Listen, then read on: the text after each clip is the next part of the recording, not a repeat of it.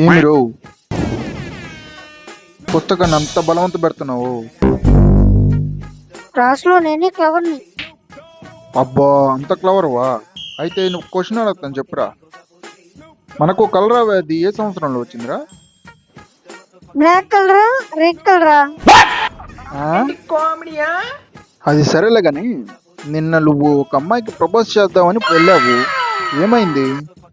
నేను అమ్మాయికి ప్రపోజ్ చేస్తే అమ్మాయి పోయి వాళ్ళ బాబుని తీసుకొని వచ్చింది.